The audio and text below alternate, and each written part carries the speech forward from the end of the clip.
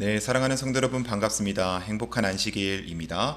오늘 또 이 금요일 저녁에 우리가 함께 모여서 예배를 드리고 또 모이지 못하는 분들은 방송 예배를 통해서 하나님께 영광이 되기를 간절히 소망합니다. 우리 먼저 기도하도록 하겠습니다. 전능하신 우리들의 하나님 아버지 감사합니다. 하나님께서 이 세상을 주관하시고 또 저희들의 삶의 역사를 주관하시는 우리들의 여호와 하나님인 줄을 믿습니다. 아버지, 이 안식일 바깥 세상은 비로 또 폭우로 인하여 여러 가지 시끄러운 소식들이 많이 들리지만 이 시간 우리가 말씀을 듣는 이 시간만큼은 우리의 마음이 잘 정돈되어서 하나님 말씀에 잘 귀 기울이게 도와주시옵시고 우리를 향해 또 말씀하시는 하나님의 말씀과 그 귀하신 사랑을 잘 새길 수 있도록 하나님 인도하여 주시옵소서. 세상의 사건 사고와 많은 고난들 위해 우리 하나님 역사하실 줄을 믿습니다. 주님, 부디 죽어가는 저 백성들 위해 함께 하셔서 그들이 이 안식일 고난과 고통으로 슬퍼하며 괴로워하지 않게 하시며 그들의 위로와 평안이 되어 주시옵소서. 주님, 이 위기의 순간에 우리 교회가 하나님의 도구로서 크게 사용되게 도와주시오며 하나님의 빛을 발할 수 있는 귀한 도구가 되게 하여 주시옵소서. 사랑의 주 예수님 이름으로 간절히 기도하옵나이다. 아멘. 네, 여러분 행복한 안식일입니다. 오늘 저는 이 시간 여러분들과 함께 이 가장 큰 계명이라는 하나님의 말씀을 나누고자 합니다. 여러분, 우리 뉴스를 보니까 참으로 슬픈 일들이 많이 있었습니다. 이 사진을 보시면 이 사진은 우리나라에서 가장 큰 호수인 충북 제천에 있는 충주호입니다. 많은 사람들이 이 아름다운 광경을 보기 위해서 유람선을 타고 관광을 하기도 하고 관광지로서 이렇게 즐겨 찾는 명소이기도 하였습니다. 그런데 이런 충주호가 이번 폭우로 인해서 쓰레기가 트럭 3, 4천 대, 5천 대 분량이나 이렇게 쌓여 버렸다고 합니다. 폭우로 강 상류에 있는 많은 쓰레기들이 여기까지 떠내려온 것입니다. 한 인터뷰에서 이 모든 쓰레기를 치우는데 얼마나 걸릴 것 같냐라고 물으니까 한 달 정도가 걸릴 것 같다라는 응답이 있었습니다. 여러분, 사람들에게 식수를 공급하는 호수이자 대한민국에서 인간이 만든 인공호수 중에 가장 큰 호수인 충주호가 폭우로 말미암아 정말 이 쓰레기 더미로 바뀌었다. 지금은 이 지자체들이 식수원인 충주호에 문제가 없도록 하기 위해서 정말 바쁘게 움직이고 있지만 여전히 비가 오고 있죠. 네, 밖에 계속 비가 오고 있습니다. 그래서 이 비가 오는 탓에 쓰레기가 치워도 계속 쌓여가고 있다고 합니다. 저는 이 뉴스를 가만히 접하면서 마치 지금 사태가 벌어진 이 충주호가 이 세상을 살아가고 있는 우리 인간의 마음, 우리 사람의 마음과 참 비슷하다는 생각이 들었습니다. 사람은 하나님이 창조하신 것들 가운데 가장 으뜸이죠. 만물의 영장입니다. 우리의 마음은 하나님과 닮도록 만들어진 것입니다. 그러나 이 마음이 사단의 시험과 세상의 고난으로 말미암아 죄와 상처로 가득 차기 시작해 버렸습니다. 여러분, 충주호가 식수원이었죠. 사람들에게 물을 공급하는 호수인 것입니다.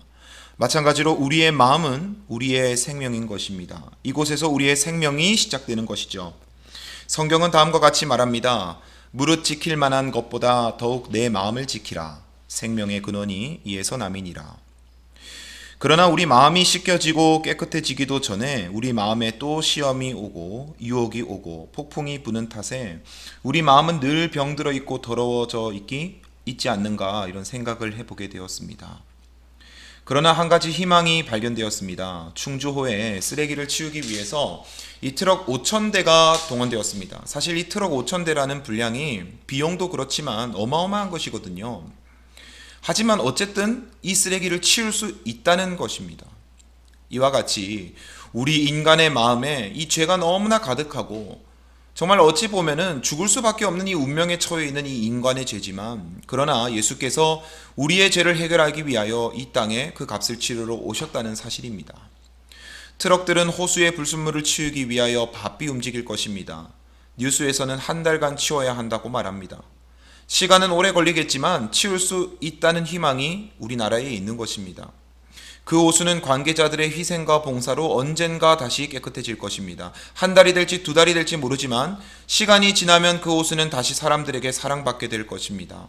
이처럼 우리 예수님은 우리의 죄를 사하시기 위하여 이 땅에 성육신 하셨고 단번에 죄를 해결하심으로 말미암아 우리가 하나님과 화목해질 수 있도록 길을 열어 놓으셨습니다. 이제 하얀 도화지에 그림을 그리듯 우리가 성령의 인도하심을 따라 우리의 삶을 그려나갈 수 있게 된 것입니다. 우리의 삶이 하나님이 처음 만드셨던 본래의 아름다운 마음으로 변화되기를 바라는 주님께서는 오늘 우리들에게 다음과 같은 본문의 말씀을 주셨습니다. 우리 함께 읽어보면 좋겠습니다. 집에서 말씀을 들으시는 분들도 함께 큰 목소리로 읽어주시면 감사하겠습니다. 예수께서 이르시되 내 마음을 다하고 목숨을 다하고 뜻을 다하여 주 너의 하나님을 사랑하라 하셨으니 이것이 크고 가장 첫째 되는 계명이요 둘째도 그와 같으니 내 이웃을 내 자신같이 사랑하라 하셨으니 이 두 계명이 온 율법과 선지자의 강령이니라. 아멘. 여러분, 이 말씀은 우리가 잘 아는 신명기 6장 5절에 나오는 내용이기도 합니다. 신명기 6장을 우리가 살펴서 읽어보면 알 수 있지만 하나님께서는 이스라엘 백성들에게 복을 주시기 위하여 이 방법을 알려주신 것입니다. 신명기 6장에 의하면 다음과 같은 말씀이 있습니다. 오늘 내가 명하는 이 말씀을 너는 마음에 새기고 내 자녀에게 부지런히 가르치며 집에 앉았을 때에든지 길을 갈 때에든지 누워 있을 때에든지 일어날 때에든지 이 말씀을 강론할 것이며 너는 또 그것을 내 손목에 메어 기호를 삼으며 내 미간에 붙여 표로 삼고 또 내 집 문설주와 바깥문에 기록할지니라. 아멘. 여러분, 이렇게 할 때에 하나님께서는 이스라엘 백성에게 다음과 같은 것들을 허락하시겠다고 말하고 있습니다. 젖과 꿀이 흐르는 땅을 내게 줄 것이며 내 나를 장구하게 할 것이며 내가 복을 받을 것이며 크게 번성할 것이며 아름다운 성읍을 얻게 할 것이며 아름다운 물건이 집에 가득할 것이며 내가 파지 아니한 우물을 차지할 것이며 내가 배부르게 할 것이며 항상 복을 누리게 할 것이니라. 여러분, 그래서 이스라엘 백성들은요, 이 자녀들이 태어나서 성경을 배우거나 글을 배울 때 가장 먼저 가르치는 것이 바로 신명기 6장 5절에 이스라엘은 들으라 하면서 내 마음과 뜻과 정성을 다하여 힘을 다하여 내 여호와 하나님을 섬기라 사랑하라 하는 말씀이라고 합니다. 이것을 우리가 쉐마라고 이렇게 잘 알고 있습니다. 아침 저녁으로 매일 2번씩 소리 높여 암송함으로 유대인들은 하나님께서 우리에게 복을 주시는 분임을 날마다 마음에 새긴다고 합니다. 여러분, 그런데 궁금한 점이 생기는 것입니다. 정말 하나님의 말씀을 암송하고 마음에 새기면 하나님께서 우리에게 복을 주실까요, 여러분? 여러분은 어떻게 생각하고 계십니까? 만약 복을 주신다면 하나님께서는 어떤 복을 주실까요? 신명기에서 말하는 이런 물질적인 풍요로운 이런 복을 정말 주실까요? 그렇다면 정말 이스라엘이 위 성경에서 말한 바와 같이 풍요롭고 항상 복을 누리며 항상 배부른 경험을 했었나요? 아니면 하고 있나요? 오늘 아침에도 이스라엘 백성들은 이 말씀을 암송했을 텐데요. 그들의 삶이 과연 배부를까요? 성경에 나오는 우리가 잘 아는 이 바리새인들, 율법관들, 서기관들, 사두개인들 얼마나 하나님 말씀을 철저히 지켰습니까? 철저히 지키다 못해 더 만들어서까지도 지키는 이들이 바로 이들이었습니다. 그러나 이들이 외관적으로는 세리나 창녀들이나 일반 백성들보다 화려하고 높은 직위에 앉아 있고 좀 그들의 신앙이 더 좋아 보이는 것처럼 보일지 모르지만 그들의 삶에 여러분 진정으로 복이 있었습니까? 이제 우리는 이 마태복음 강해들을 통하여 하나님이 말씀하시는 복이 무엇인지 알고 있지 않습니까? 이 복이라는 것은 하나님이 주시는 생명입니다. 영생입니다. 하나님 그 자체인 것이죠. 길이요 진리요 생명 되시는 예수 그 자체인 것입니다. 다시 말해 그들의 삶과 그들의 마음에는 복의 근원이신 여호와 하나님이 없었습니다. 복이 없는 화려함은 진정한 복이 될 수 없는 것이지요. 그렇다면 하나님께서 주시고자 하시는 복이 무엇인가? 왜 하나님은 마음과 목숨과 뜻을 다해 하나님을 사랑하라고 하시는 것일까?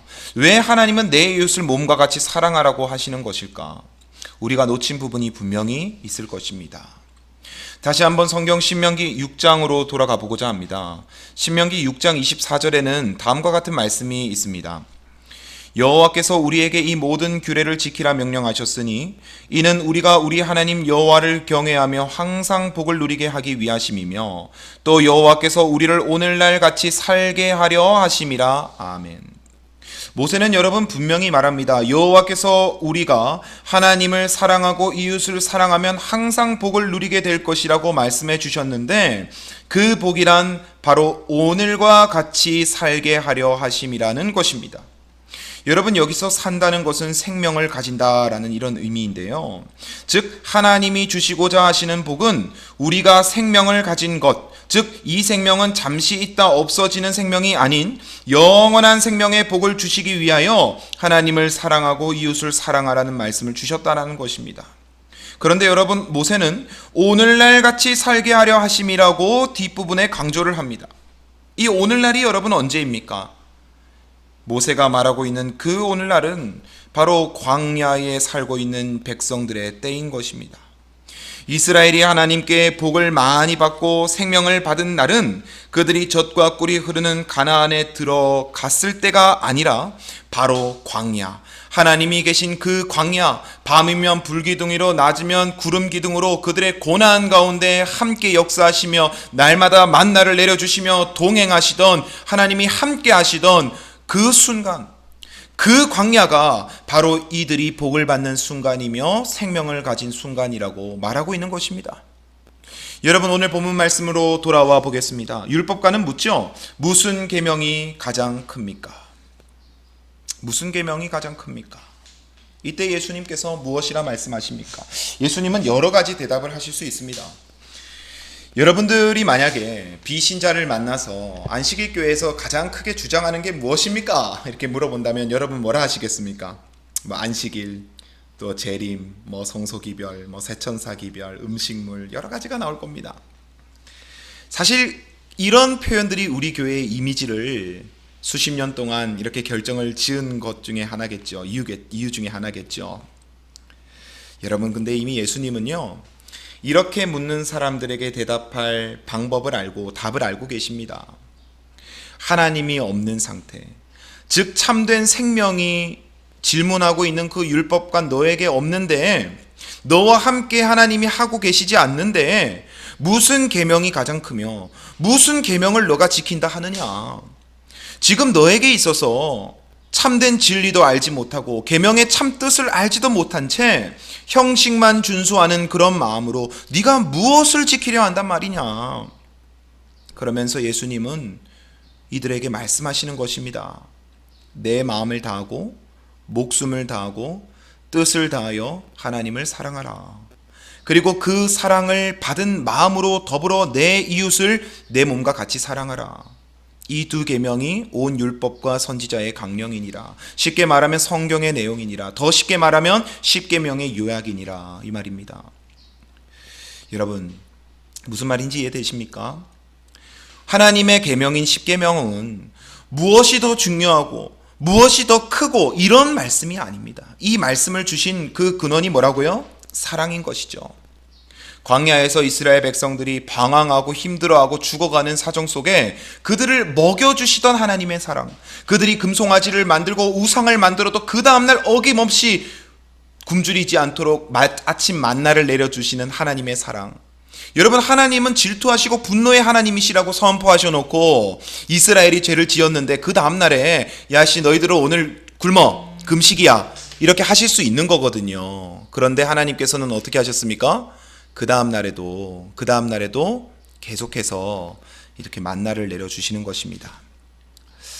사랑하는 성도 여러분, 이 다윗이 쓴 시편을 묵상하다 보면 이 고난 가운데 그가 찬송하는 모습들이 많이 보입니다.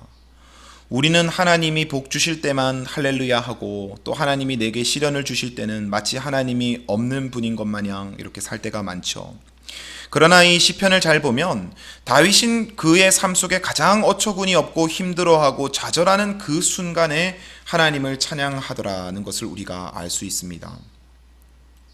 다윗이 하나님을 믿는 이유는 하나님이 그에게 왕자를 주셨고 하나님이 그에게 금은 보화를 주셨기 때문이 아니라, 하나님이 그를 장수하도록 해주셨기 때문이 아니라, 다윗이 하나님을 믿는 이유는 그분이 나를 사랑하시는 분이라는 것을 알고 있었기 때문이라는 것이죠.